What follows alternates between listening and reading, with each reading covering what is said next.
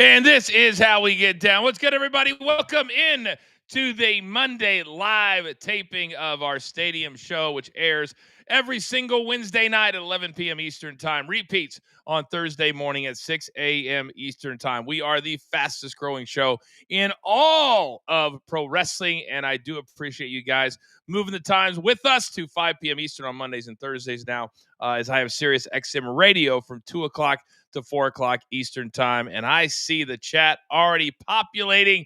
So we're going to tell you how we get down. But of course, this isn't called the Coach and Coach Show.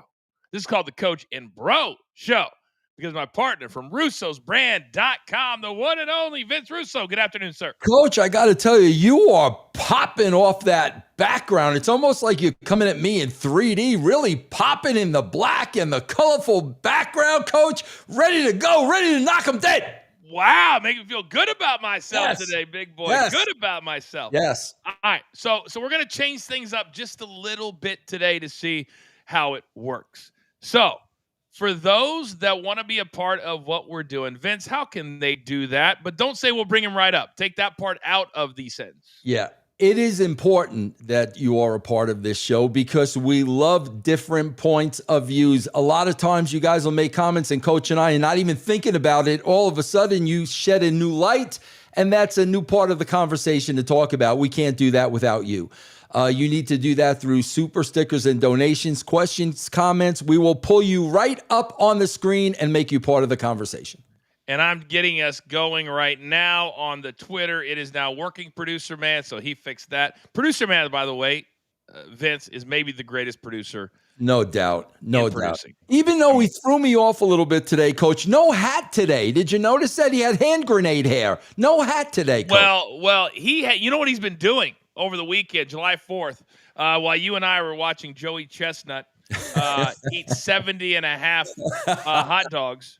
I sent him and Soupy. You know Soupy from Coach and Company. He's got the big beard. Yeah. Right. Yeah. So for some reason, you know the phenomenon that is the Savannah Bananas? Yes, right. Sir. They're selling out everywhere. They had Fenway Park, 37,000 fans. Unreal. 2 nights in a row, right? So they love us. They love the BTT brand. They love the coach. They love Producer Man. So Producer Man took Soupy, who we now call Sloopy, and he became a journalist, went up and did interviews. And I kid you not, Vince, they're sending me, because of course I can't go. I'm on the West Coast, but I'm making them send me what we call in the business snippets where I can see what's going on so they're not embarrassing my brand. Mm-hmm. Okay? Yes, so sir. What do you think the first video was of Soupy with the dancing umpire of the Savannah Bananas? What do you think they were doing? I would have to assume dancing, I would hope. Well, you would hope it was dancing. However, if you add twerking to the equation. Oh, that's ugly. That's ugly, Coach. Oh, that's ugly. Oh, and Soupy rolls about 260. Oof. 270. Oof. So we're going to be having that on the show tomorrow. 5 of the Mañana cheer teams are pro wrestlers, by the way. Did you know that? They've got these got the it's called Mañana dance team, cheer team. They're called pro wrestlers. They're actual pro wrestlers. Now, what I'm really hoping, Coach, is Producer Man just threw on some, as we call in the business, swag. I hope that swag did not come via the coach, because I'm still waiting on my swag. Did this swag come from you, Coach? Because if it did, we got a problem. What is on said swag? Is this bananas? Yes. No. He had to actually buy that. He bought that with his own money. Really? Wow. Yeah. I don't have any Savannah Bananas swag yet. Yet. You will, Coach. Yes. They could teach a lot of people how to do business because especially TKO. Big time, man. Big time. Do you know they leave tens of millions of dollars on the table every year? When you buy a T-shirt, you know what they don't do? They don't charge the they don't charge the delivery. You know, when you have to pay for delivery, and that's like $8 or $9 for a T-shirt. Yeah. They take the cost themselves. Imagine, because you know what he says? I want everybody in our gear. I want everybody to represent the band because that makes us bigger. Can you imagine if TKO did that? That's brilliant marketing, man. Very, very smart. It really, really is. All right, so here's the deal. If you want to have your voice be heard via a super sticker, okay, we're going to put them in there. They're going to collect them all. Producer man, Dirt Sheet Dan's here. Dirt Sheet Dan's here today, by the way. Don't know if he's going to make an appearance, but he's been working hard behind the scenes. We're going to do the full stadium taping, and then we'll do all of our super stickers at the end. I think it'll flow a little bit better, and we collect all of them and then just go bang, bang, bang, bang. Are you down for that, Vince? Absolutely. Yep. All right, well, let's get to it.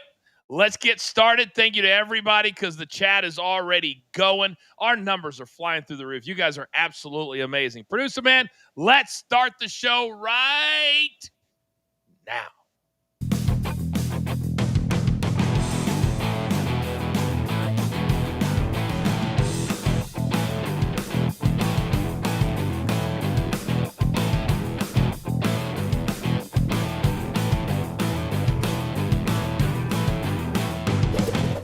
Oh, right now we are blowing everybody out of the water. Welcome in to the Coach and Bros Show every single Wednesday night at 11 p.m. Eastern Time. We air on the Stadium Network, available in over 100 million homes. Prime Video, DirecTV, YouTube TV, LG, Vizio, the list goes on and on. Also, if you're an early riser, 6 a.m. Eastern Time, we are repeated on Thursday morning. Also, we have a brand new episode on Thursday afternoon, also at 5 p.m. Eastern Time. Translation, we have content coming out of our ears. Why?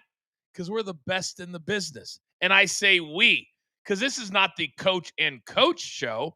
This is the Coach and Bro show. And my partner, as always, from russosbrand.com, Mr. Vince Russo. Hello, sir. What is going on, Coach? Man, I got to tell you, for a guy that puts in the hours that you do, you are always ready to go like a firecracker. Coach, I would be dragging if I had your schedule. I don't know how you do it, but I am very, very thankful, Coach. I love it. I absolutely love this all the time. I was actually, I was on a show over the weekend, and they were asking me the same thing. They say, you have so many different shows, so many different sports. And I said, because I love the game. Mm-hmm. I absolutely love the game. And I also did a show where I talked about, I thought I would never do pro wrestling content ever again. And then a year ago, I meet you.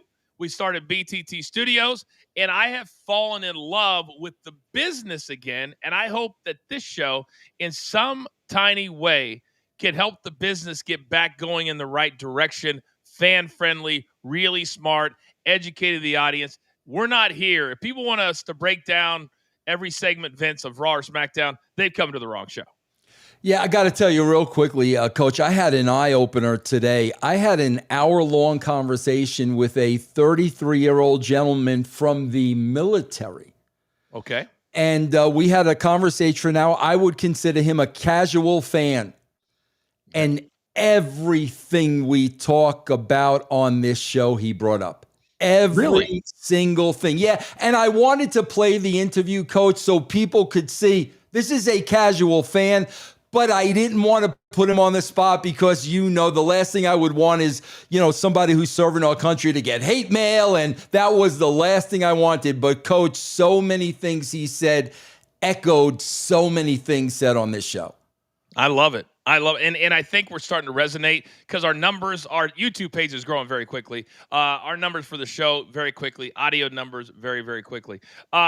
Before I get into what's coming up, Vince, did you have anything at all that you wanted to tee up? Normally you have like something at the top of the show that you got to get off your chest. Is there anything today? Coach, first of all, I'm going to tell Stadium, I love you. Get the hand on the delay button. I don't know how this is going to fly, but Coach, I got to get this off my chest. Okay. Coach, I got to tell you, I was called, there's a lot of controversy going on in the podcast wrestling world because two of my very good friends, Conan and Disco, referred to me as a hate watcher.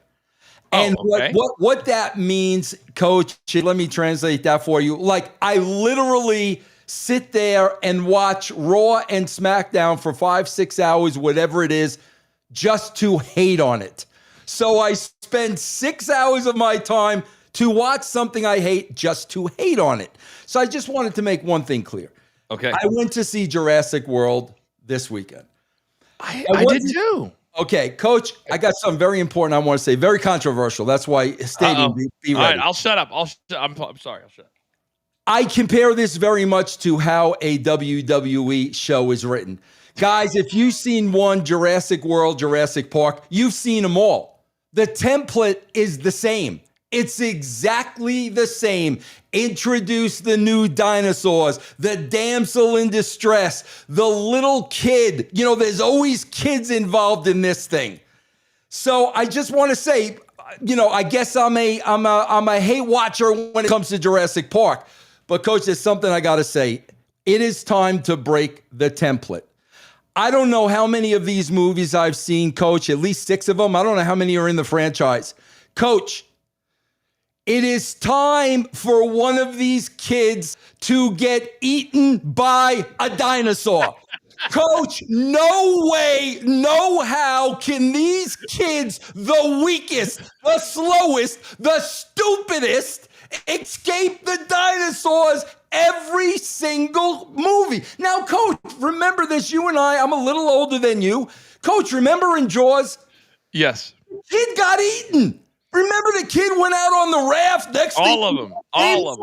I don't understand why. Okay, so it's okay to get eaten by a great white, but a kid can't get munched on by a dinosaur? I don't get it, Coach.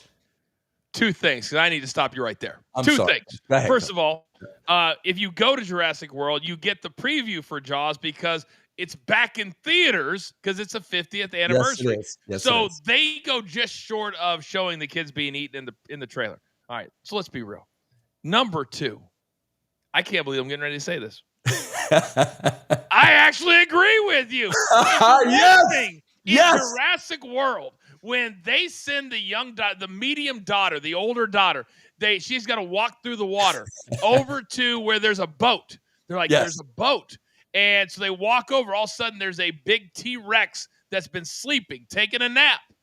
She is stepping like this, gets into the little outhouse where the boat is, picks up the flashlight, keeping in mind it's been 17 years since they've been on this island.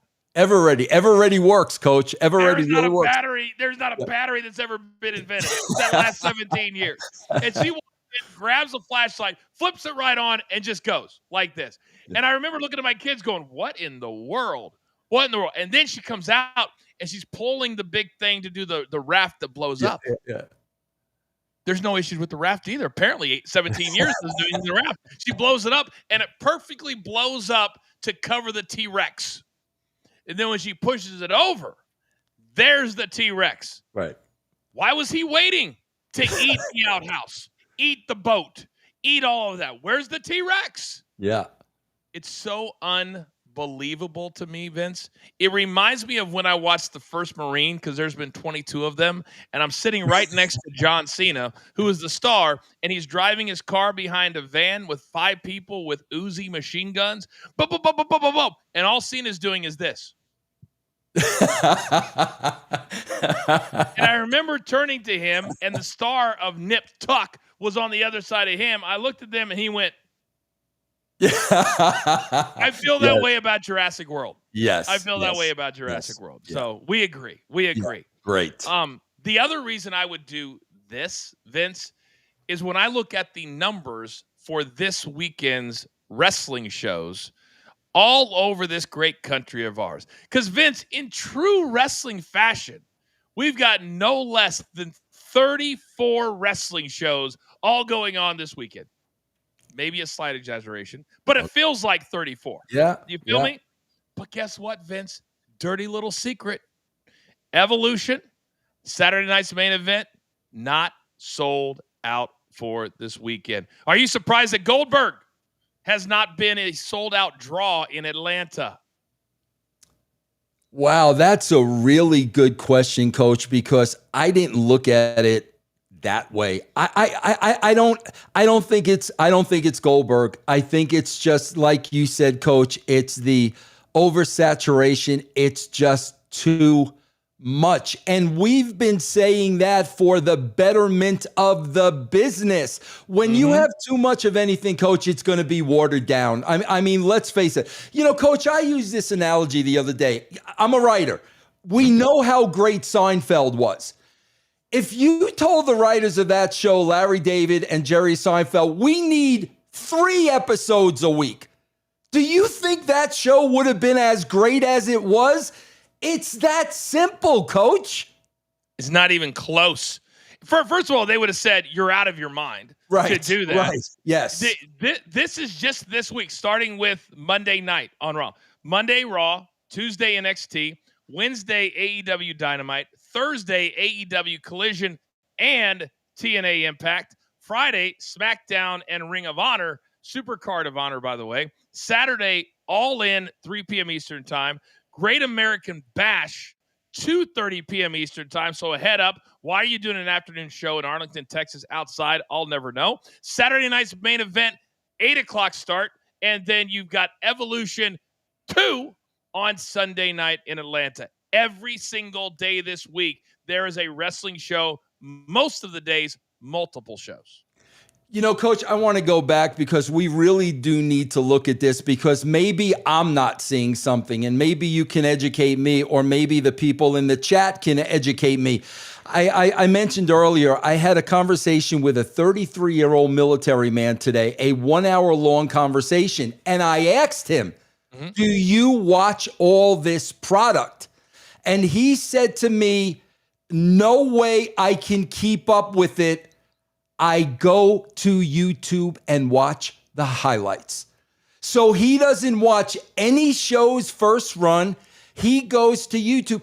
Coach, again, I know what their social media numbers are, but if you're not watching the content because it's too much, how is watching an 8-minute clip, how is that a win for the WWE? So 2 things, because I think you've got a win here and a loss. Now, I'm hoping that a multi-billion-dollar company is not looking to their YouTube as a gigantic revenue stream. But knowing the TKO that we talk about all the time, it would not surprise me if they did. And when you have over 100 million subscribers on your YouTube channel, their YouTube checks are probably pretty big, I would imagine, but not in the whole scheme of things. But on the opposite side of that, what do advertisers in 2025, regardless of wrestling, football, basketball, baseball, what do they want? Live shows, live content. Nobody watches in repeat. And so if you're taking your audience away from the live show and moving them to clips on YouTube, you might be making money here, but eventually that advertiser is going to say, wait a second. Yep. Why am I not getting the live numbers that I thought I was going to get, because you're pushing everything to YouTube? I think there's a lot of layers here that the WWE hasn't technically thought of. And I know these aren't all WWE shows, but Vince, a lot of them are. Yeah. A lot of them are, because they have the really big following. AEW is getting there, but they're dwarfed in comparison to WWE. Yeah. Yeah. It's there's a lot to keep up with, Coach. That's all I could say. So right now, as we look at it, so Evolution 2, that's the one that's kind of the most disappointing to me. It's only a setup for a little over 6,000. Same arena as main event. Main event's got 10,731 tickets sold as of Monday morning. And Evolution, just 4,800. Why do you think that they've really struggled to even get to 5,000? Coach, this is really bothering me because for my entire career, man, I've been an advocate for women's wrestling. Because women have always felt like they're second-rate citizens in the business, and they are, and they always were, and they probably always will be. So because of that mentality, they go out there sometimes and work twice as hard. So I'm always in their corner, and I'm always fighting for them. And this is what has really pissed me off, Coach, is online, people are laughing at the women, that the women can't draw, and it's the women's fault. And I'm like, wait a minute. Coach, How about giving the women something to draw with? Coach, when people pay to go see Raw and people go to pay SmackDown, they don't know what they're going to see. They don't know if they're going to see a surprise return. They don't know what kind of a story angle they're going to see. They're giving us a women's show, and there is nothing on the bone. I am going to pay to see a match between Rhea Ripley and Io Sky that we've seen 10 times before. There is nothing to promote. They had the little angle with Brie and Liv. Liv got hurt. I mean, not Brie, Nikki. Liv got hurt. We've not seen Nikki since. They throw Trish in there at the last minute. I am begging you, give these women some story. Make this Hold the phone right there. I want to continue this. Because it begs the question, is WWE not using their talent the right way? We continue the discussion. Where else do you want to be? You don't get this anywhere else. It's Vince Russo. It's the coach. It's Dirt Sheet Dan. It's Producer Man. This is the Coach and Bro Show only right here on Stadium. All right, great first segment. Keep those super stickers coming through. We continue on. Again, we're doing all the super stickers at the end of the show. Segment 2, let's fire away. All right, welcome back, everybody, to the Coach and Bro Show right here on Stadium. Thank you to all of you that tune in. No matter how you tune in, we do appreciate it. Now, Vince, I will continue on. You were right in the middle of a really good thought about the women getting some unnecessary vitriol on social media because there's no storylines. It's almost like the WWE said, you know what? Let's just throw all this stuff against the wall and people will come. It's like Field of Dreams.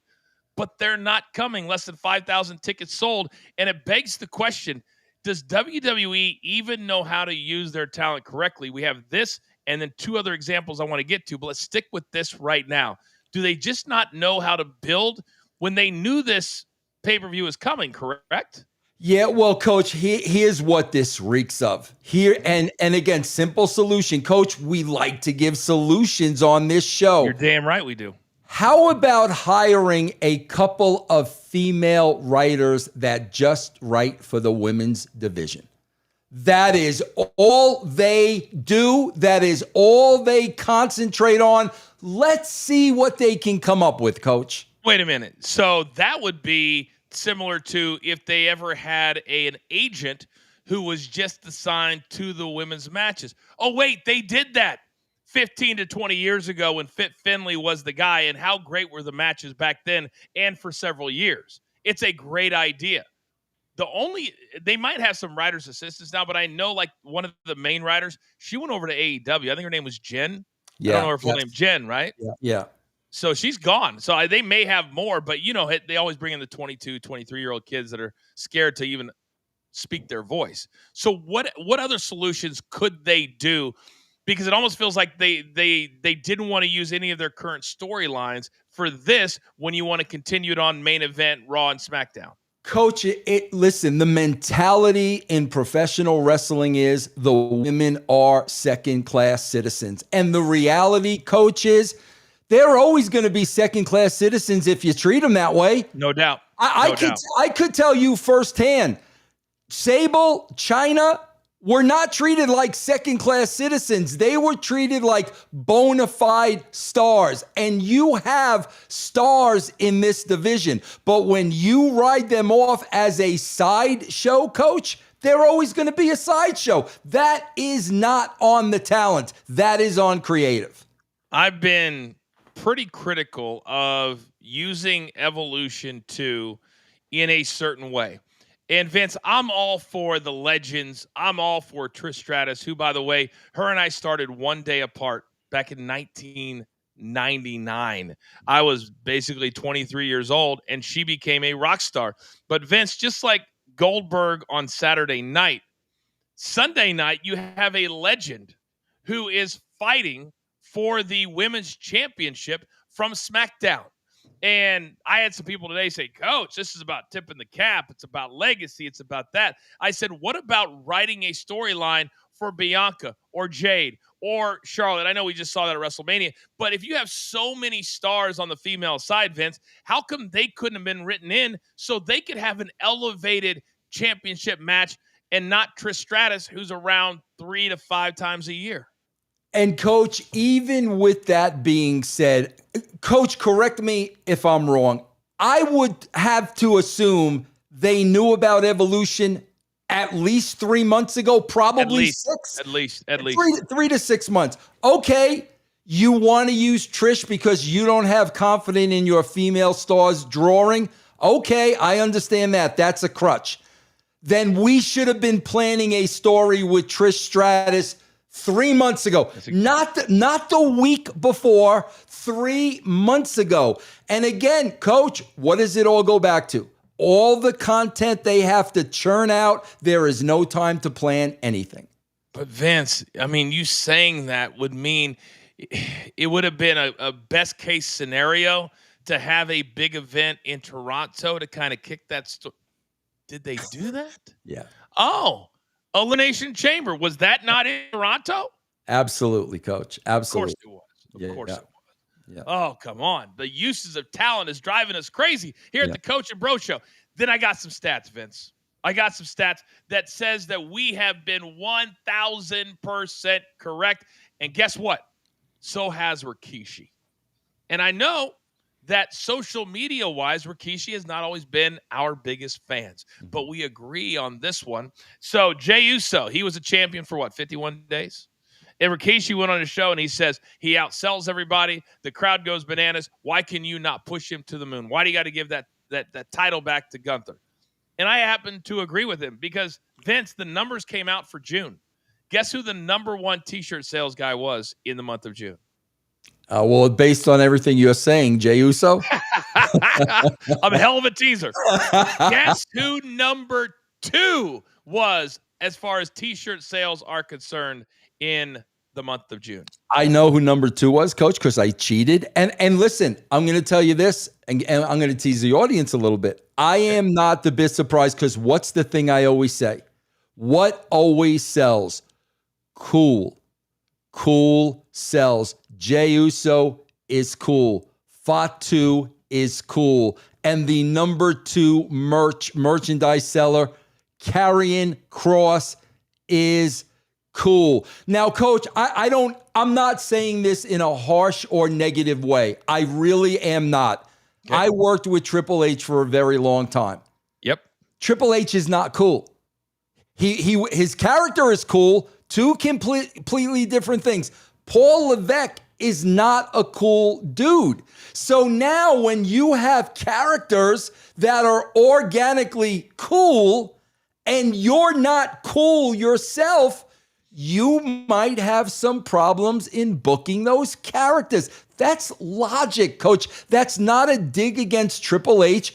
These guys are cool. They need to be written for in a cool style. This is like the 4th or 5th time in this show, Vince. What you're saying would mean that they would need to put Karrion Kross on something bigger than WWE main event before SmackDown comes on Friday. Your number 2 T-shirt seller is not even on SmackDown. He's not even on Raw, and you can't write for him. He writes for himself. Yeah. All of these videos that he does them with his wife. And we thought for a while that maybe they were a shoot. They were so good, it felt like a shoot. But how in the world string them up? He did a video where he not bragged. It wasn't a brag. It was a thank you. He was like, they finally are selling my T-shirt in the concourse. Mm-hmm. Why would he have to do that? Yeah. Because he's on main event and he feels, and rightfully so, that he's not wanted by this company because they don't put him in a storyline. They put him on whatever the show was, and Sami Zayn, over in Saudi, and they had him do the job to Sami Zayn when they very easily could have flipped that. Do you know what a victory at Night of Champions would have done for Karrion Kross? Yeah, it would have been. Oh my goodness, it would have been much more important for him than Sami Zayn. Coach, I just want to say this real quickly. Yeah. Again, being a writer and coming from a writer's point of view, as a writer, sometimes you have an issue writing for certain characters. I remember when I first met Sean Morley. Okay, Coach Sean Morley had such a political mind, and my job was to sit down with you to develop a character, and all I heard was politics, politics, politics. Yeah. He was so many levels ahead of me, Coach, and I'm sitting there saying, I can't write for him. There's no way I could write. I could never reach up. So what I came up with is, I'm like, my God, this guy just looks like a sleazy porn star. Period. But my point is, it's okay if Triple H can't write for somebody. Find somebody who can. Yes. Just like Brian Gerwertz with The Rock. Find somebody who can write for Karrion Kross. And when you do, you put them together. Yes. And you have them. And this whole notion that you're going to have 15, I can't wait for July 29th because they're going to pull the curtain back. My guess is in the writer's room, unless they're faking it, you're going to see 10 to 20 writers. And if you have 10 to 20 writers, how can you not have one or two that are just working with one or two guys? Right. Because Brian, you didn't even bother. Back in the day when Rock took off, they literally spent all day together making sure that his promo was absolutely perfect.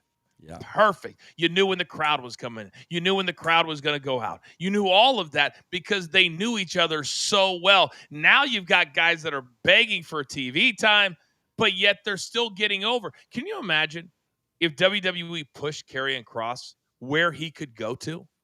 Can you imagine if they made him the world heavyweight champion or the universal champion? Where this man, I'm so tired of hearing fans. Coach, he had a chance 3 or 4 years ago. He's not a spring chicken.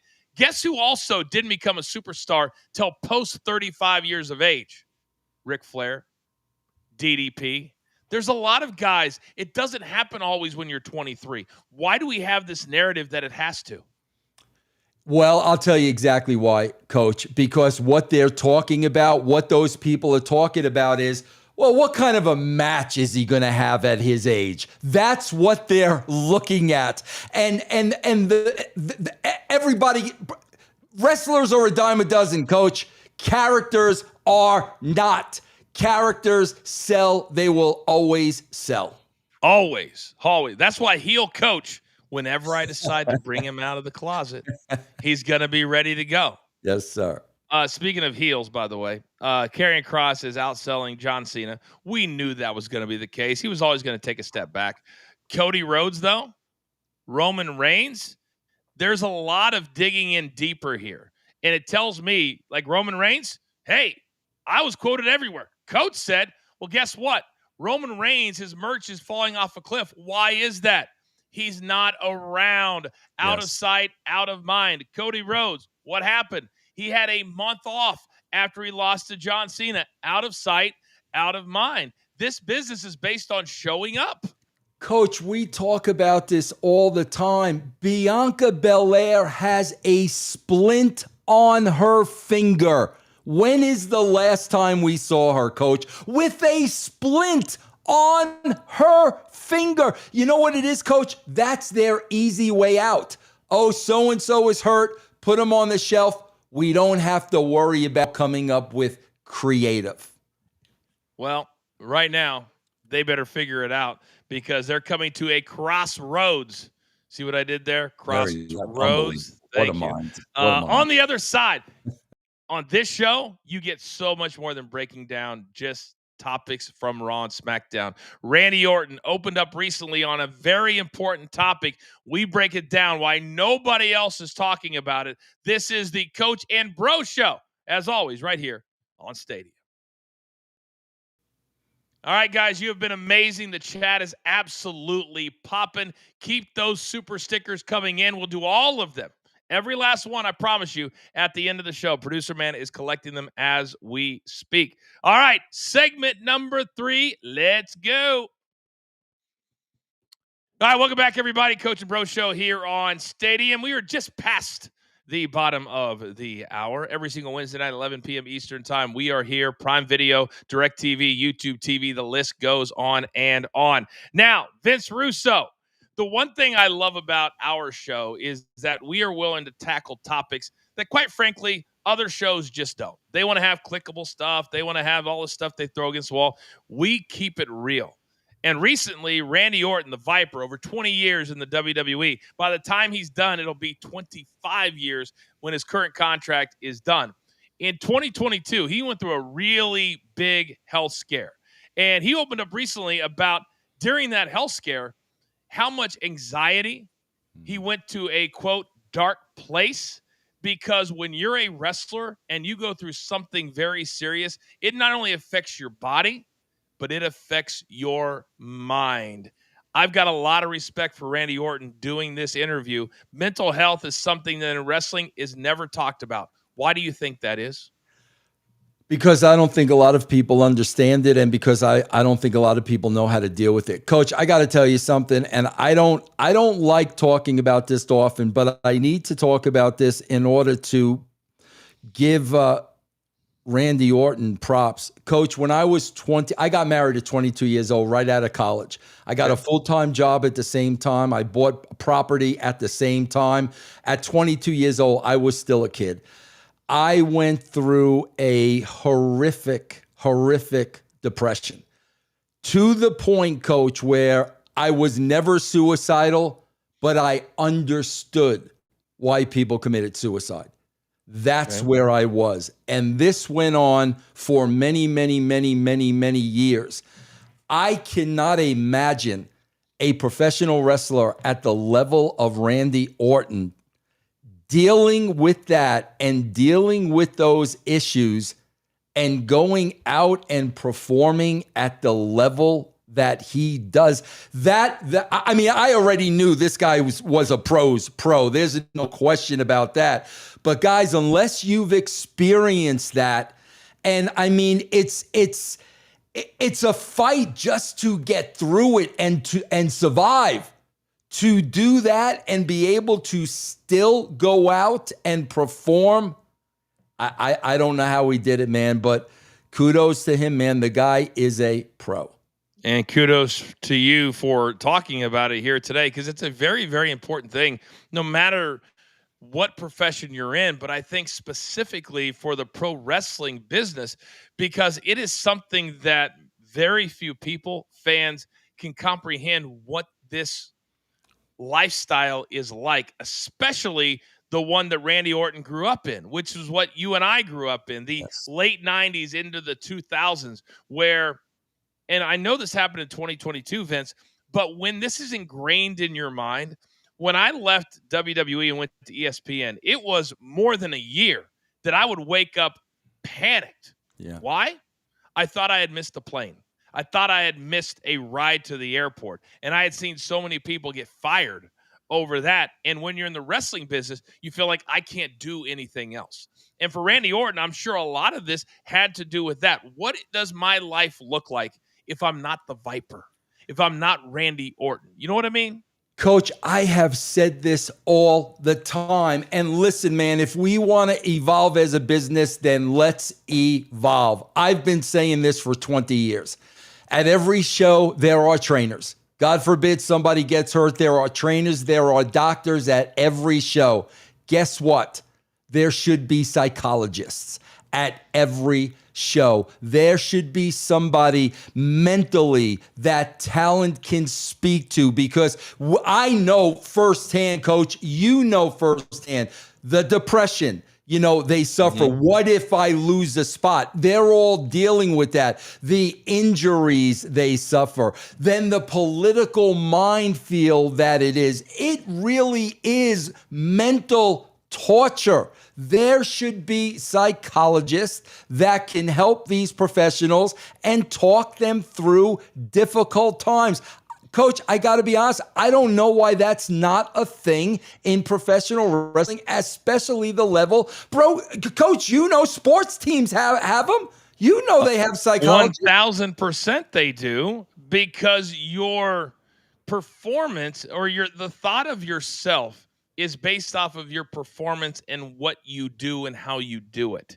And in wrestling, it's not like baseball or football or basketball where you go, okay, I won. I went 10-7, or I had 1,800 yards, or I hit 300.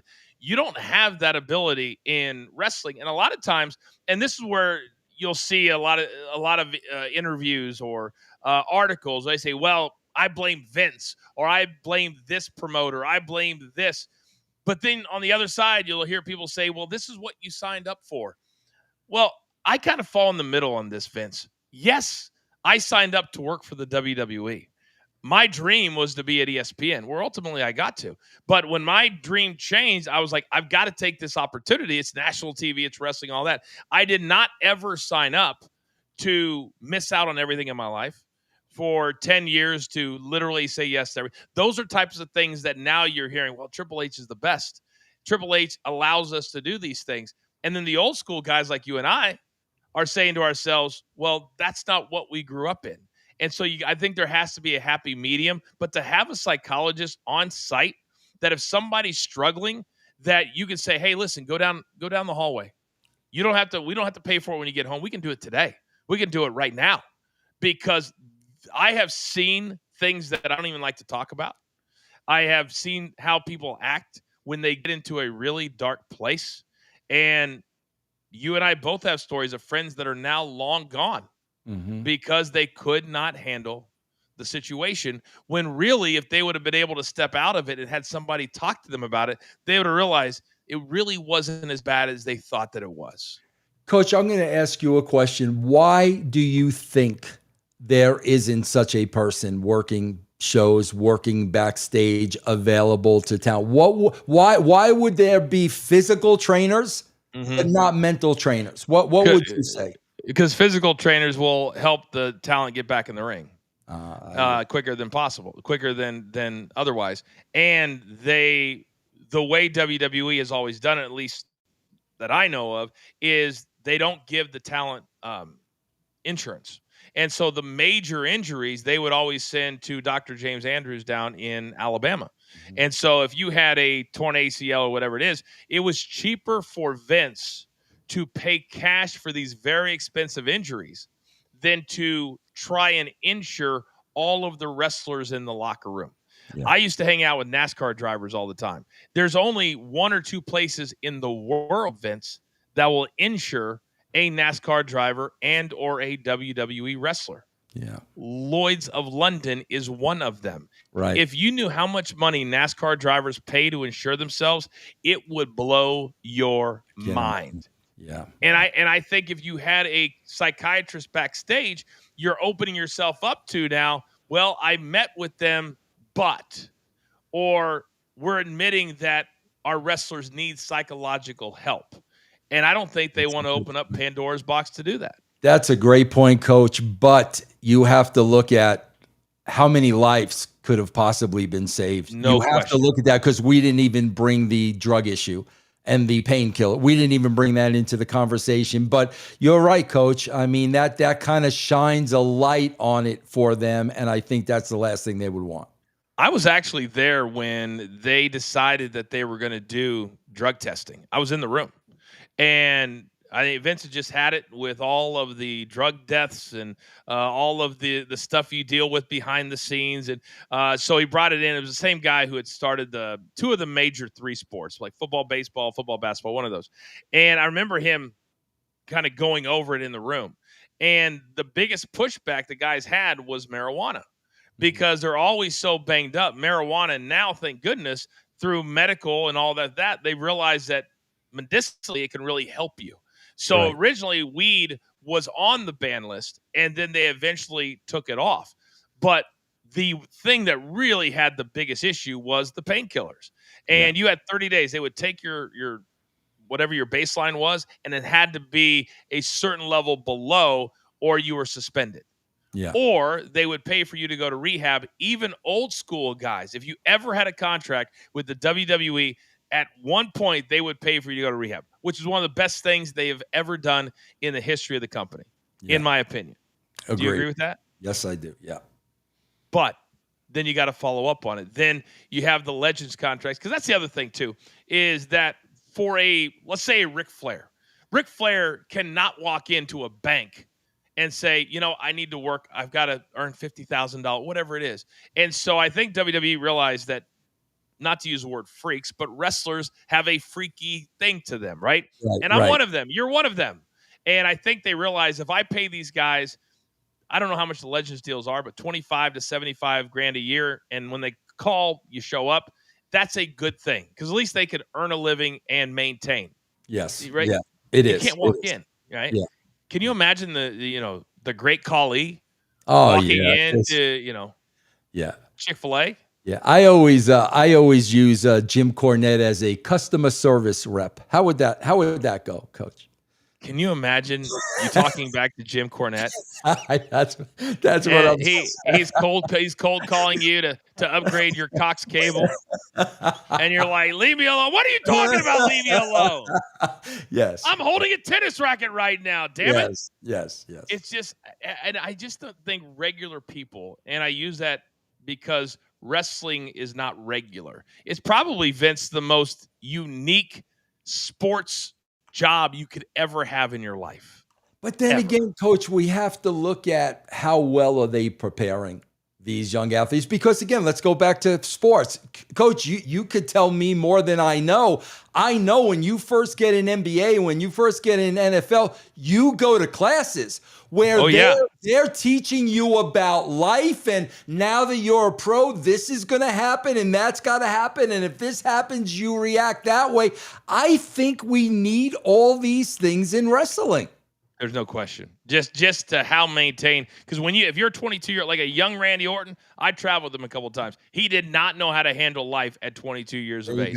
You're out on the road 4 or 5 days a week. It's craziness. You're in a bubble. It's absolutely nuts. All right, we got to put a pin in it right there. When we come back, have a little bit left in the show. In fact, Vince is going to weigh in on a particular former legend that's getting a little bit of venom on social media. And Dirty Dom, a good guy? Coach and Bro, right here on Stadium. All right, I see those super stickers coming through. Keep them coming. We're going to get to them in exactly 10 minutes from right now. So if you have a question, a statement, a thought, and you want it to come up on the show, you can do that via a super sticker in the chat. We'll get to all of them in about 10 minutes from right now. All right, here we go. Wrapping it up. Welcome back, everybody. Coach and Bro Show here on the Stadium Network. Having a really good day. A lot of good, smart discussions you won't see anywhere else. Now, Kevin Nash, I was the topic of him berating me a couple of weeks ago. I can't remember. It was one of the breaking news things that I got right. But also lately, Vince, he went on social media and let the world have it, and the world seems to be letting him have it back.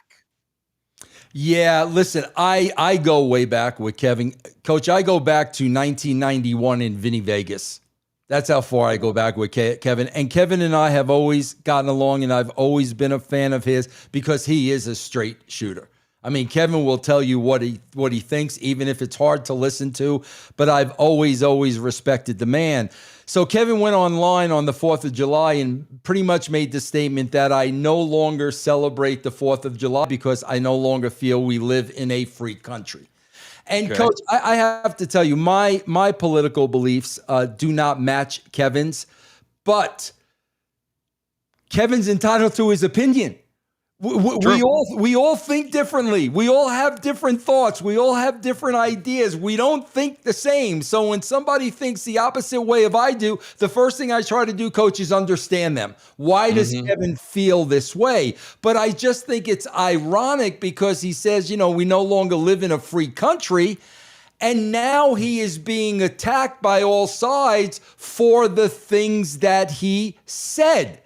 So does Kevin have the freedom in this country to express the way he feels without being attacked from all ends? It's kind of ironic because the people that are attacking him, I think, are making his case. And here's the bottom line, Coach. You and I know this. Everybody needs to know this. Guys, we are all different animals. We are all unique in every different way, from the way we were raised, our upbringings, our morals, our values. We are not all going to think the same. There are people that love Raw and SmackDown. I don't understand why, but I respect the fact that they love it and they watch it and no problem. guys, you cannot just kill those that don't agree with your thoughts and your beliefs. Try to understand. You will grow as a person that way, Coach. Well, if we're looking at the worst groups when it comes to this, of people who I know everything because I have a keyboard and I have the Twitter, and that, of course, is wrestling Twitter. It is, I didn't realize until I came back to it that it is and there's a lot of good people out there. I would say everybody in our chat's amazing. We don't have any negativity. People like to talk and they like to go about their business. But there are probably, and I started this experiment, started all the negative stuff that comes my way, like the whole Bailey stuff. Hey, I'm following Triple H's lead. I'm following The Rock's lead. He said they're all characters. So I criticized her character, not the person, but wrestling Twitter, who told me I'm an idiot because I criticized her. I said, no, you're the same fan base that told me that this is all a show. Mm-hmm. So if it's going to be that way, then it's got to be that way. And I think that wrestling Twitter, because they all feel like they invented the sport, that's why they don't allow us to have our own beliefs and our own thought process. And also Kevin Nash has a very popular podcast, and he knows that he's going to get attention, and he has a lot of followers on Twitter. So I would say that Kevin doing this, he had to know, Vince, don't you think, that he was going to get a lot of vitriol coming back at him? But ultimately, it means people are going to go and listen to his podcast. Yeah, and also Kevin doesn't care. Like Kevin could, if you guys are those people, tweeting Kevin, I promise you, Kevin doesn't care. But my gosh, man, if somebody thinks different than you, it doesn't necessarily mean they are the enemy. Now, I will say this, because I'll read the tweet verbatim, and this is where he kind of stepped into it a little bit. Happy 4 more trillion in debt day. Never felt this proud as we continue to destroy the empathy we once held for those less fortunate. Here's the line that got him in trouble. So I guess happy, wealthy, white 1% day. Enjoy your small regional hospitals while you can. Things just continue to get greater. Happy 4th. And this guy says, what the hell does being white have to do with anything? And Kevin then says, as he doubles down, to your point, are you worried about being deported, cracker? Yeah, that was a little much. Double wide, little much. Yeah, that's a little much. That's a little much. I can understand why he got some of it. But also, listen, Coach, if you know Kevin, I think at this point he's probably 2 bottles of wine in. Probably so. Yeah. Didn't Roseanne get in trouble for that? She was a couple of yeah. Yeah, here comes the quote from Kevin Nash. Hey, I apologize, 4th of July. It is what it is. Last topic, we've got 4 minutes left. I want to always end on something positive. And Natalya is throwing Dirty Dom and his heel persona under the bus, Vince. She recently went on an interview and she said, I'm going to kill Dominic's vibe. He's the ultimate asshole on TV. But behind the scenes, he's Rey Mysterio's son. Dom shakes everybody's hands. Dom is so respectful to everybody. He might be the poster child right now for what can happen when you're not the traditional body, the traditional wrestler, but you seem to figure it out. Because now he is super over. He's a champion, which means something. And he got a Wingstop commercial, Vince. And when you get a Wingstop commercial, you're over like Rover. Yeah, I didn't even know about that part of it. But, listen, we have to give credit where credit is due. Because if you know Rey Mysterio, this is the most respectful human being perhaps I ever met in the wrestling business. You would never know Rey Mysterio is in the wrestling business. And that's who brought him up. That's who taught him right from wrong. That's who gave him morals. And that does not, when I heard that, Coach, when you read that to me, I was not surprised at all. Dominic's gonna serve his father and represent his dad in a very, very respectful way. Good for him, good for Rey, good for that entire family. And I lied, Vince. we're not going to end on a positive because we have one more topic with 2 minutes to go. And this is going to blow your mind. Alexa Bliss. And we have people all, Coach, Vince, long-term storytelling. That's what WWE. Stephanie said a year. They book a year out, Stephanie said. She said that on record, Stephanie McMahon. Yes. All right, so Stephanie says a year. Uh-oh. Maybe she didn't know what Alexa Bliss was going to say on a podcast recently. And I quote, I did not know until the night before the Royal Rumble that I was in the Royal Rumble. I got a call at midnight. It was not fully decided until 4 a.m. the day of the Rumble. Vince, 50 seconds. The floor is yours. Coach, I just have to say, I don't know. When you heard that, I don't know where your mind went. Here's where my mind went. Okay. Injury. You're not going to worry about her being injured. She hasn't been in a ring. She hasn't been training. She hasn't been working out. You're going to call her the night before to be in a Royal Rumble match with 30 other women where we know things go wrong and put her, put her in jeopardy of being injured. That was my number one thing, Coach. What about you? It was, and it has been. And this is what when you're owned by a company that does not know the wrestling business, they're not thinking about this kind of stuff, which is why I don't understand why Triple H and other people are not stepping in for these. And if I'm Alexa Bliss and I'm calling her, I'm putting her in a spot that she can't get hurt. Go, and she was in there for a minute. She was in the Rumble for a minute, and then she was gone for 3 months, and then she came back, scared a child at Fanatics. It's a whole big thing. Yeah. By the way, that was the Bella Twins podcast that she was on, by the way. Vince, good show this week by us. Great show. And again, let's also mention too, that's putting Alexa Bliss in a very hard position where she can't say no. And she's got to say yes. Yeah, that's not fair. Go ahead. All right. That's going to do it for us. Remember, we're here every single Wednesday night at 11 p.m. Eastern time. We have a second show that we tape on Thursdays at 5 p.m. Eastern time. For Dirt Sheet Dan, for producer man behind the scenes, for my man Vince Russo from russosbrand.com, I am the coach. We'll see you next time right here, the Coach and Bro Show, only on Stadia.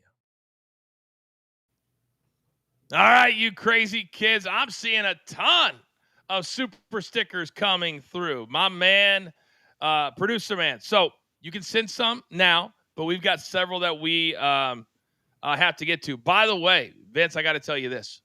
There is a man in the chat that I want to bring on the show at one point. Look at this. Shane Hartline. Yeah. Now, I told you about Shane. Shane's watching right now. Shane wants to have you on his show because Shane has a thing called the Writers Room. It's like a SNL skits. Love it. Right? You showed me it, Coach. I loved it. I know you did. And so I recently did an appearance for his NAW Wrestling, a place that you and I, we should call home, Nearly Average Wrestling. That's what it's called. So, that's what you and I are. But to say this man has a respect for the business would be an understatement. Everything we've ever done, he puts it into what they do.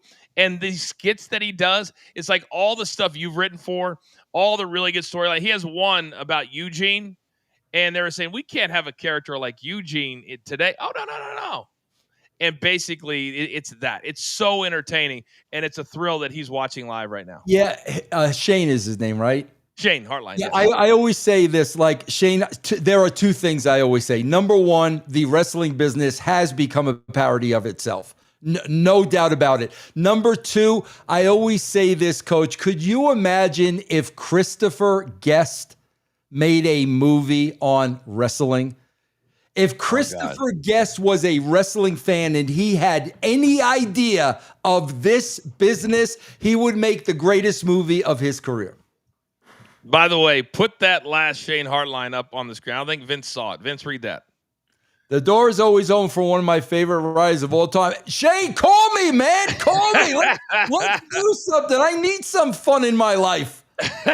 We're going to make it happen because we also have something coming up. Me and Vince are going to be, I shouldn't even give this away, but we're going to be holograms. So, Vince, you're going to have to come to LA to do your hologram. So I think we've got to match it up with a NAW shoot so we can kill two birds with one stone. That sounds like a great idea, Coach. That's what Let's we're make gonna it do. happen. Absolutely. Right. We have a lot of questions, and we're going to start something in the super chat that if you get to a certain level, like $20, $50, whatever, we're going to do something extra special for you. Although we value all super stickers. $5 we call a small one. Okay, so Vince, here we go. Antonio says, first time listener. Thank you, Vince, for the attitude. Memories from anyway. Also, why does Seth Rollins need a group every time he turns heel? Let me start this one, Vince. I was the Attitude Era. That was my entire first part of my career, and you get the thank you for it. Oh, Antonio, dead. No, I'm kidding. Coach, I'm going to tell you a story you don't even know. Okay. Do you want to know how the Attitude Era officially started? I would love to. Coach, true story. Me and Vince, just the two of us, were writing TV. Coach, it was Vince's birthday the day we were writing TV. August 24th.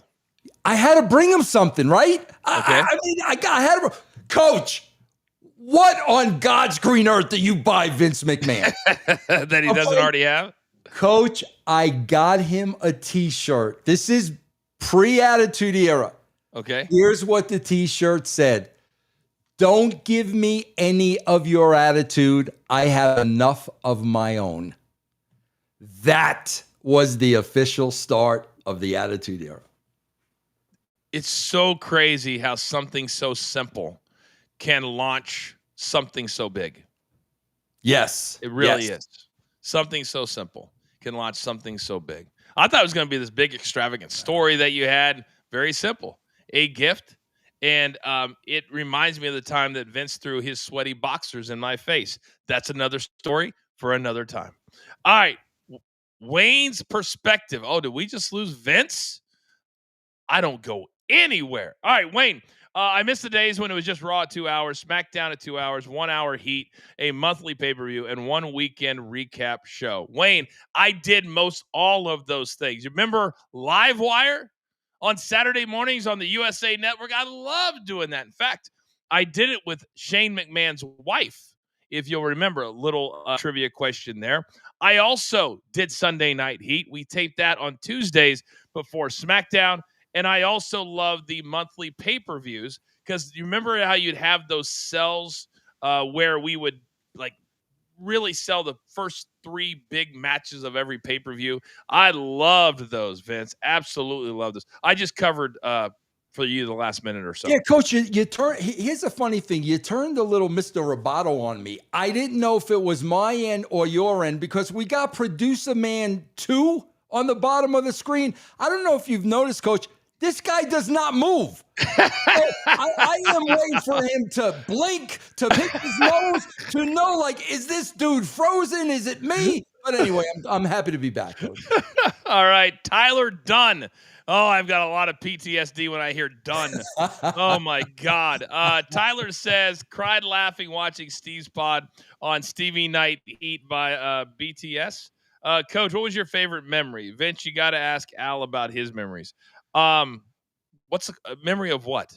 I guess I'm confused. I guess he's asking about Stevie Night Heat when Stevie Richards was doing Stevie Night Heat, I guess.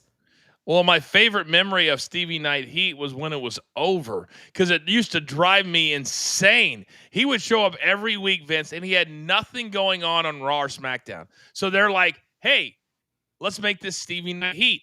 And you would have thought he was Martin Scorsese. Yeah, absolutely. He had so many ideas. Hey, Coach, you got to do this. Hey, Coach, can you do that? I'd be like, oh, my God, when can Stevie Night Coach, you have no idea what he puts into his podcast. You really? Have, oh, my God, the best. Every little he's unbelievable. Unbelievable. Wow. That should not surprise me. Yeah. Keep those super stickers coming. We got a few more if you want to get in. We only have a few more minutes. Carmine, thank you for the medium sticker. Hey, Paisans. I've got a little Italian in me. Yeah. Wrestling needs more TV or movie writers to make proper, compelling stories. But why didn't Freddie Prinze Jr. succeed? Was it politics? What do you think, Vince? Yeah, I'm 1000%. You guys have to understand, man. You can't step into their world from the outside. When you step into their world from the outside, they are going to eat you alive. Freddie Prinze Jr. could have been the greatest Hollywood writer out there. Once he crosses that line, man, it's a different world. I always think, too, when somebody comes in, and it's rare, there's a couple times, and they don't need you as badly as you need them. Yes. And they don't like that very much. They want a 22-year-old kid with no money that is scared of his or her shadow, and that's what they want. Freddie Prinze married to a big Hollywood star. He was a big Hollywood star himself, but he loves wrestling. Yeah. And I think also people have a problem with that. And this is one of the things the last really 10 or 15 years, Vince, of my career, I've really pushed hard on, is I hate when people put people in a box. I was in a box for a long time. When I got to ESPN, oh, you're the wrestling guy, so we're going to do everything in our power to get you out of ESPN. I fought it and lasted over a decade. Yeah. And now look what happens. Joe Tessitore, Pat McAfee, those days are over. I hate when people put people in a box. Yeah. We have a lot of interest. You love baseball. Yeah. I put you on my betting show for baseball. Why? Because you're an expert, because you love it, and you're a fan. Yeah. A lot of people wouldn't do that. Now, Coach, did you work with Freddie Prinze at all? Or was that after you left? No, our paths didn't cross. I met him a couple of times when I went there, when I took like Sports Center there and stuff. Yeah. Hell of a nice guy. Yeah, see, I mean, I never met him, but he seems like it. So, yeah. We have a mini sticker from Chapter. It says, best entrance of all time, worst current entrance. I would say this right now, after 8 minutes of yeeting, and then he goes, let's do it again. I'm like, no, no. Coach, we have to listen. Let me work on this because I'm the writer. Okay. We got to work on these labels because we got to entice them for the big stickers. So here's what I'm thinking of off the top of my head. Okay. The little ones, you're a curtain jerker. Okay, curtain jerker. Got it. The middle ones, you're a mid-carder. I like it. The main event, you're a main eventer, Coach. You're a main eventer if you hit that top tier, Coach. So let's start with the curtain jerkers. That means you're on first. The mid-carders, you're somewhere in the middle of the card. But then we get to the main event. You could be just like Sami Zayn, Coach. And guess what? I'm glad that you did that because I have an idea. That went right over your head, bro. I said you're a main eventer. You could be just like Sami Zayn. It did. I'll admit it. It did. I was thinking about an idea I had to mix with your idea. You could have told me that I had, hair, and I would have said, "Yep, okay. You're right." Okay, go ahead. What are you thinking, though? Add to that. Because a guy that I respect a lot, because I love people that support us. Yeah. And we're growing so fast. And I had to learn through you that when you're doing this as a business, that you've got to balance both, because we would love to read every single thing in the chat, but that's just not reality of the situation. So for those that go a little bit bigger, I want to give a little bit more to. I'm good with that. I'm good with that. We got to figure it out. We got to figure it out. But we may set a standard, and we may give like a separate little episode. But also, Vince, here's something we're going to do. I want people to think about this. We're going to create, producer man talked to me about it today, 5 or 6 spots on every show where people can buy a spot, come on video, and argue with you, argue with me, tell you how bad you are, tell me how great I am. Whatever it might be. Love it. But we're going to start doing. We're going to start doing that because I think a lot of people would love to see themselves, would love to hear themselves. Let me know in the chat. Just say yes or no. Would that be something you'd be interested in? Having a spot that you could come on the show for a very nominal fee, and you could speak to us live and in person on the show. Producer man figured it out. I could never figure it out. He figured it out. Now, when you say nominal fee, are we talking in the neighborhood of the Hulk Hogan meet and greet? There will be no $2 million appearances on the show. Okay. No, we're gonna make it in reality based. Very nice. 100 nice. G's, maybe. We've got a mid-carder. And Yeah. the name is right. Mid-carder named Jimmy Fingers 19. Oh, I know Jimmy Fingers. I know You know Jimmy well. Fingers? Yes, All yes. right. He says, Vince, off subject. Did you ever have the chance to meet or work with the Briscoes from ROH? A shame Jay passed before he could get to national TV. I thought they checked all the boxes. Yeah, I've got to tell you, Vince, the answer is no. But watching those guys, it was clear they were characters. And I have a blast working with characters, man. So, yeah, man, you could tell just by looking at them perform. It's always such a heartbreaking thing when somebody passes way too soon. Yeah. And it feels like, and I know it's probably not the case, but it feels like in wrestling, it's a little bit more than the norm. Yeah. You know what I mean? Yeah. So it just kind of feels that way. We have a very, very important premium member of our brand, pays a lot there. Coach Vince never told us who was the female wrestler that had his sights on Tony Khan. Oh, I never did. You never gave that away. Can anybody see behind me? I can't make out who that is. Sasha Banks. Mercedes Moné. That is a Mercedes Moné play if I ever saw it. Come on, Coach. Come on. My only question is this, and I'm being very, Vince, you know me. By the way, we have a main eventer coming up here shortly. I'm very serious when I ask you this question.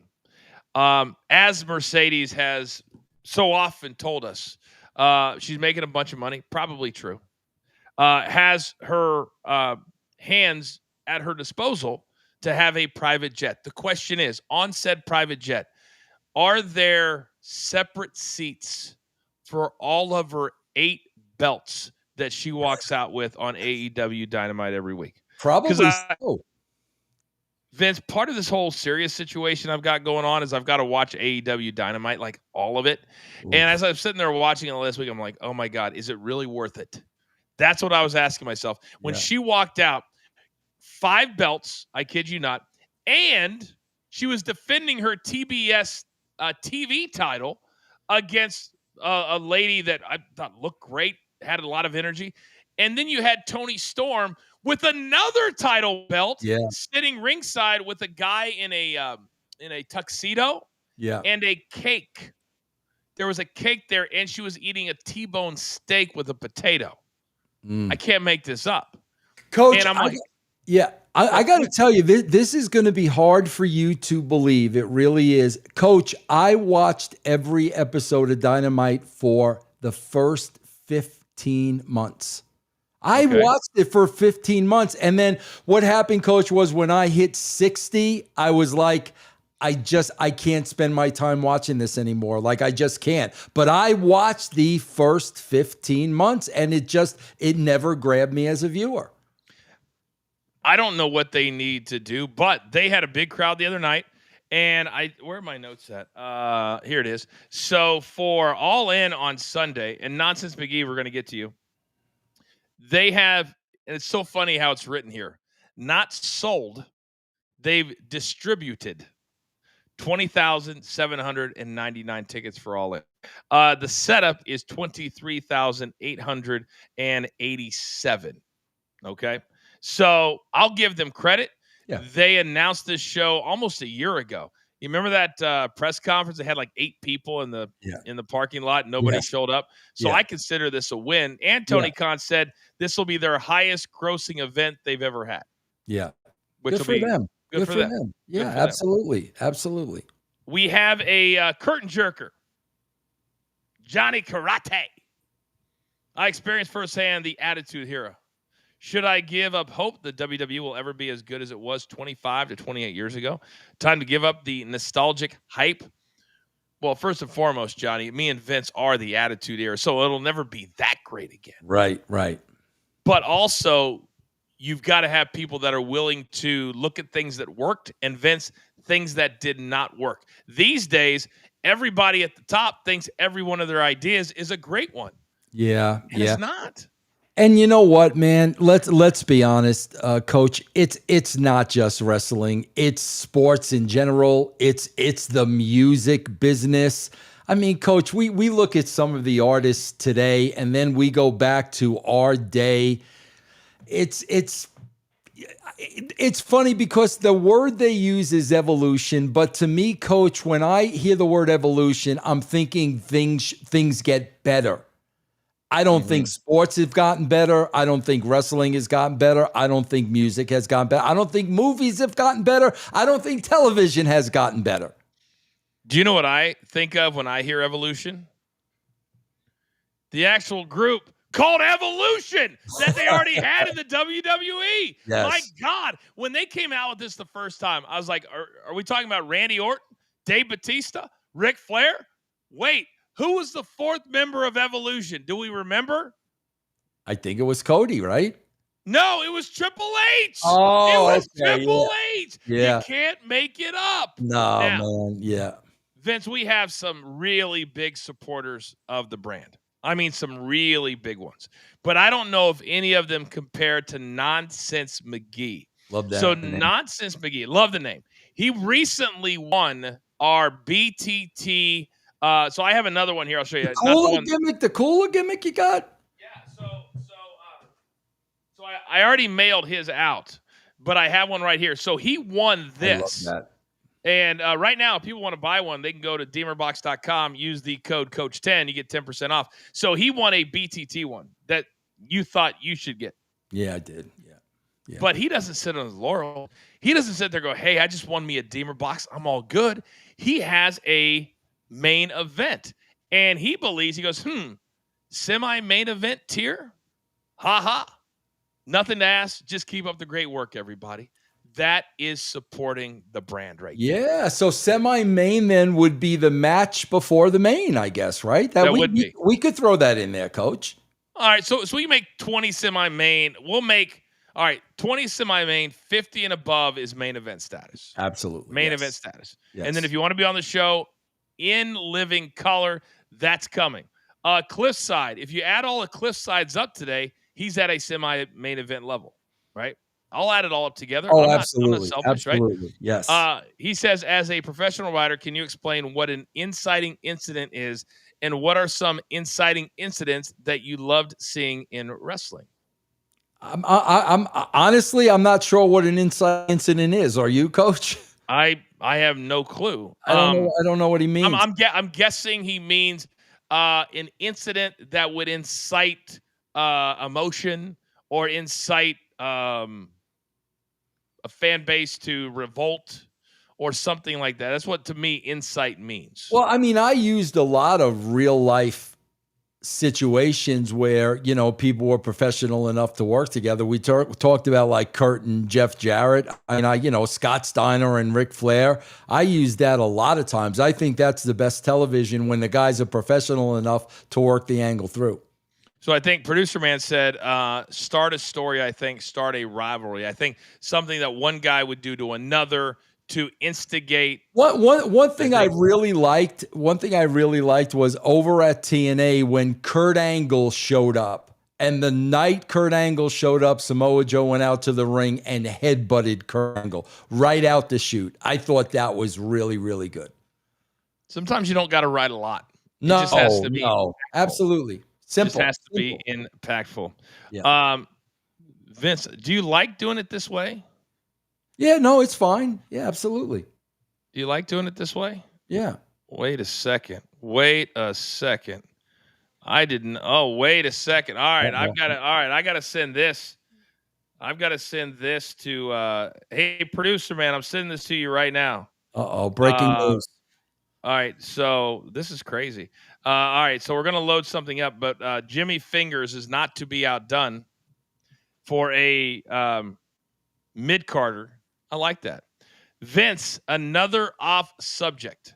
Did you think Ozzy and Black Sabbath pulled off their final performance? I know it was not a peak performance, but pushing 80 with Parkinson's and no lip syncing.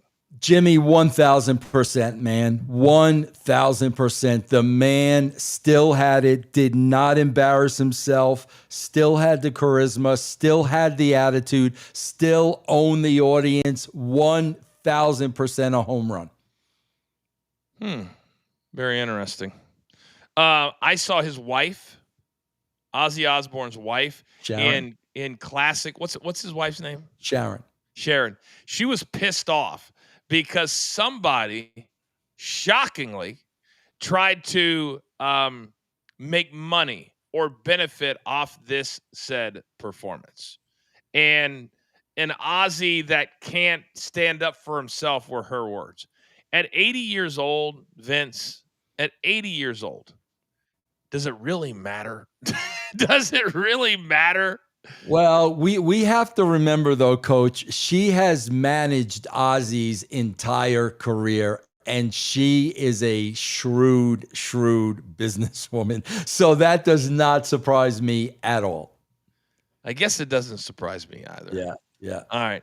So, Vince, the one thing, whether it's me or whether it's you, when we get in time, I know you love Times Square, right? Mm-hmm. This was just sent to me moments ago. I have made it to Times Square.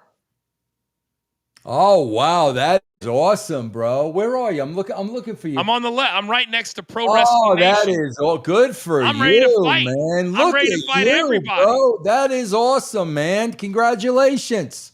You know, good for you. That's awesome, bro. 3 bald guys, Rosenberg and Not Sam. And then Dave and his cronies over on the other side. What is Rosenberg's background? I'm not familiar with him. What's his background? I'm a big fan. So he started off in radio at 97, Hot 97 in New York. He's really big into hip hop. He then morphed. He's a perfect example of what I talk about when I say don't be in a box. He went from Hot 97 being a DJ to then co-hosting the Michael Kay show. On ESPN Radio. Oh, okay. I didn't know that. Okay, got you. And then he has a wrestling show now called Cheap Heat. And then he filled in on First Take last week on ESPN. So he does a little bit of everything. And now he works directly for the WWE as well. And he's also the voice of Evolve, the 12th weekly show that WWE does. Do you, Coach, as a shoot, I don't, what network is that on? Evolve? Yeah. I think it's Tubi. Tubi TV. Do you know when it's on? Tubi TV? Tubi? I don't know. I'm going to say Tubi TV. I honestly wouldn't even know where to find that. I guess I could Google it. Vince, I don't want you to lose 30 seconds of your life that you can't get back. That is awesome, though, bro. That is big time, Coach, right there. Big time. I can't believe they put it in Times Square. So thank you very much. I had something much bigger than that, though, this week, Coach. I wish I would have brought it up. I didn't want to waste any time at the show. I have something much bigger than that was sent to me via tweet this week. Oh, wow. Yeah. You care to share? Well, yeah, somebody sent me 2 photos of me and Tony Khan doing karaoke, singing Islands in the Stream. I was Kenny Loggins and he was Dolly Parton. That's a little bigger than Times Square, Coach. Be honest. It really is, especially when you could be Kenny Loggins' twin. Coach, I got to tell you this. I'm not kidding you. Okay. If somebody actually said to me, Vince, we'll either put you up on Times Square or you get to do a karaoke song of your choice with Tony Khan. Coach, I swear I would take the karaoke with Tony Khan. No, you would not. Yeah, I would, Coach. That would be beyond belief. Yes. Oh my God. Yes. I just want to know what the song would be. Because when I was at WWE, I kid you not, do you remember down the street from the headquarters, they had Jimmy Seasides? Remember Jimmy Seasides? Yeah, right? yeah. So when I was there was like 4 people that put a band together that all worked at WWE, whether it's the TV studios or whatever. Oh my God. Is this your Twitter? That's your Twitter. Coach, put that on Times Square. What about that? Look how that's magical, Coach. I would love to see that picture up in Times Square. There is no doubt about it. So you too could have participated in the nights that we had back in the day. I Because like these that. 4 people created a band. Right? And they were a band that would play at little places around Stanford. But we had so many young kids, including oh my gosh, Vince, the pictures just keep coming. Look at this, They Coach. just keep, you do look like Kenny Loggins a lot. Coach, they send me these pictures all day long, and I just pop. Oh my God, I'm popping like crazy right now. Anything with me and Tony Khan for whatever reason. But go ahead, I want to hear the story. Okay, so this one-man band. So then we get an email at work, and they're like, "Hey, there's going to be rock and roll karaoke at Jimmy Seaside's." Okay. Right. So this band decided that instead of just playing little gigs for a couple $100 here and there, that they would create rock and roll karaoke. Vince, can I tell you that it blew up to where every night they had it, Jimmy Seaside's was at the gills. Yeah. And I had a lot of people wouldn't say that me and Bon Jovi go together. But that became my go-to. It's my life. It's now or never. And whenever there was a little lull and they needed a pick-me-up and the night to continue and everybody to take a shot, who did they call? Coach, we need you on stage, baby. We need you on stage. And I would rip it. Coach, you want to hear a funny story about that? Always. We got all the time in the world. We got a new start time now. I worked with an incredible guy, and I think he was gone when you were there because I think he left before I left. The guy's name was Richie Lisk. Brilliant guy, nicest guy in the world. Bro, remember when Bon Jovi had was it a USFL football team? Remember he had that? Yes. What league was that? Do you remember? He was invested in the USFL way back. Donald Trump, there was a lot of investors. Yeah. Well, Bon Jovi had a team. I think the team was out of Philadelphia. Oh no, sorry. It was him and Ron Jaworski. It was an arena league inside. Arena league. Sorry. Richie Lisk wound up being his general manager of the team. Stop. And I used to talk to Rich all the time, and Rich told me, bro, Bon, out of everybody he ever met in his life, and he met everybody at the WWE, he said Bon Jovi was the nicest, most genuine individual he ever met in his entire life. Vince, one of their years, they had a tour, and they kicked it off at Mohegan Sun. So me and my boy Todd Grisham and our ladies were scheduled to go. Mm-hmm. Right? This will tell you all you need to know about John Bon Jovi. And so let's say it was on a Thursday, okay? So we get a blizzard of mammoth proportions. I'm talking highway shut down, can't get anywhere, can't get out, nothing. Well, Todd's wife or lady friend, whichever, I can't remember, it doesn't matter.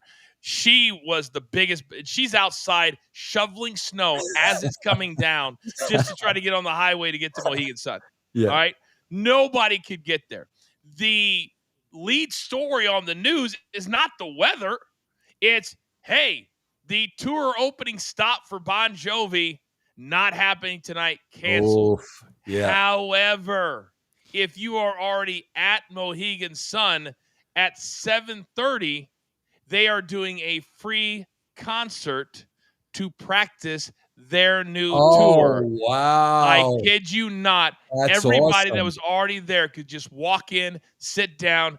Out comes Bon Jovi. They did their entire show for free on Line Number One. That is awesome. So you made it there then. You saw that. Oh, no. I was the one watching the news. I did not make it to the show. I was stuck in Stanford. I mean, you think, you know what though, Coach, with all due respect, you think you being the coach and all, you think he would have came out to your place and performed the concert, Coach, with all due respect to Bon Jovi.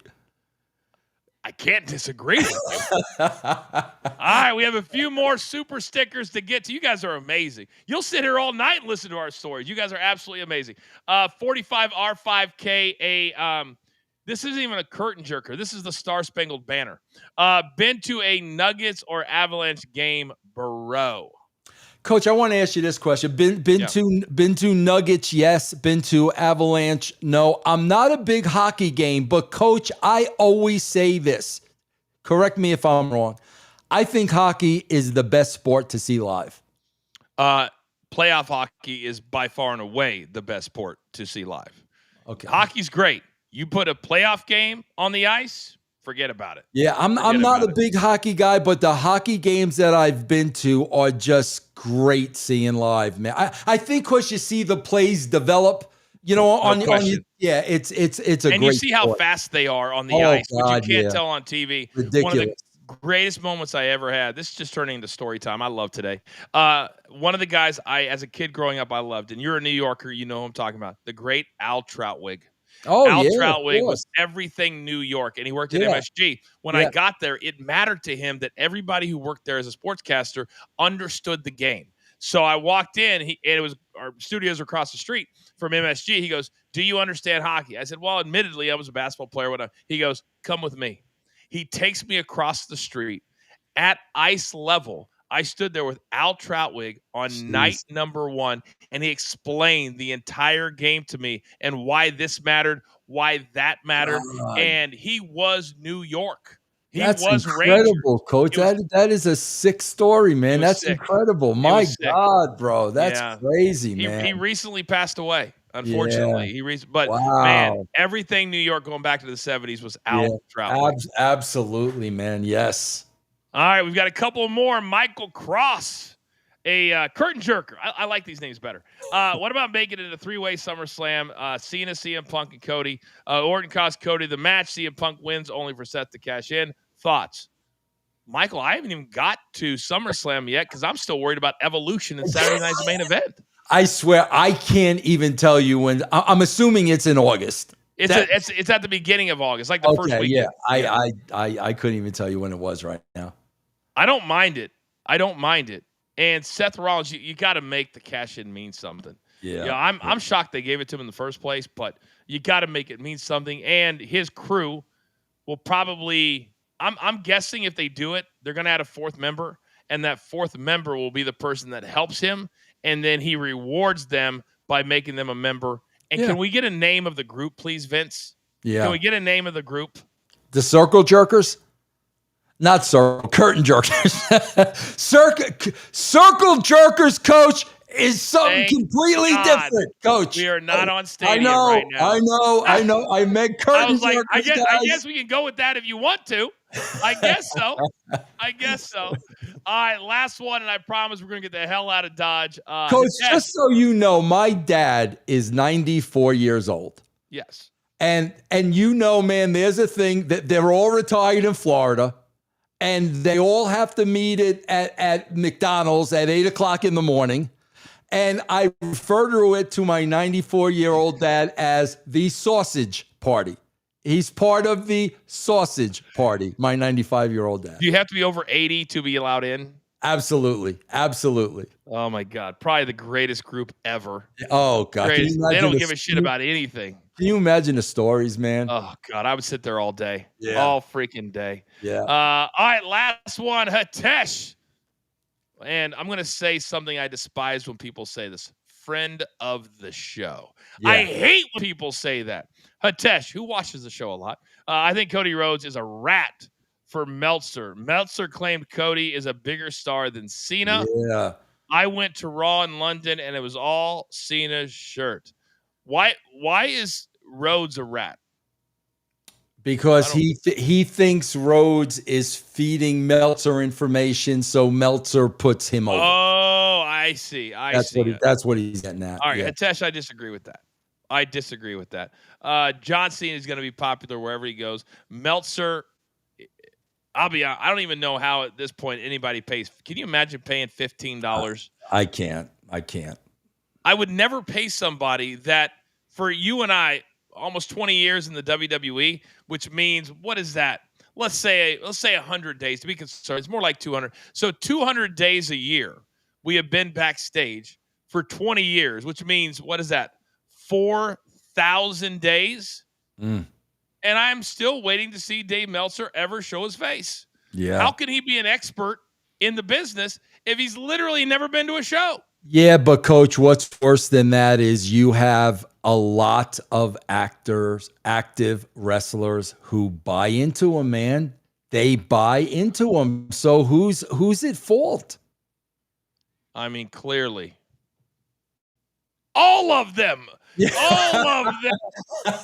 Oh, my God. And I will actually give credit. In 2025, when you're doing a radio show and you're sitting on a couch with a brown background, what are we doing? I know, holding the mic. Yeah. So ridiculous. Yeah. Tyler says, you know what, Vince, if we stay on here for 24 hours, we might have super stickers for 24 hours.